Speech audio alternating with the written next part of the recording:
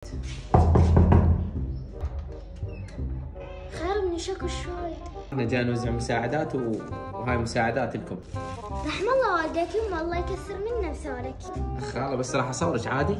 يما عادي. يلا نحط خاله يلا. الله يكثر منا مثالكم وان شاء الله تساعدون هاي الناس الفقراء. عاشتيلك خاله، بس اعطيني العلاقه في دول عينك. شنو خاله؟ طيب كملنا تصوير، اعطيني العلاقه في دول عينك، يلا خلينا نروح. الله لا يوفقكم، الله لا يعطيكم لا الصحة ولا العافية، هاك يلا وخر منوني. يماي هاي ايش عندي هنا انا؟ هاي يما جيت انا عزمت على الفطور خطية. هو انت ايش عندك؟ ايش راح تسوي له مثلا؟ يما يتدلل كل شي اطبخ له، يستاهل ابو حميد. نعم جبار ما اريد اتعبك. على بختك عيني، لا ما تتعب نفسنا، هي بيضة طماطة. يما عيب لا تحكي هيجي. راح اسكت.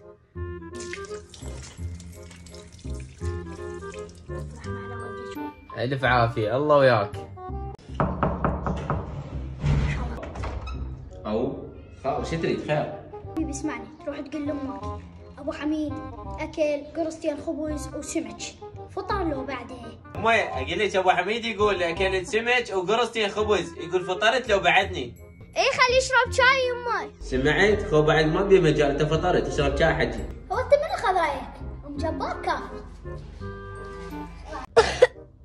الله يخليك، ادري بيش مريض، اذا ما تقدرين فتره ما اقدر يمه الا اشوف ابو حميد. يما امر الله، راح اصيحه.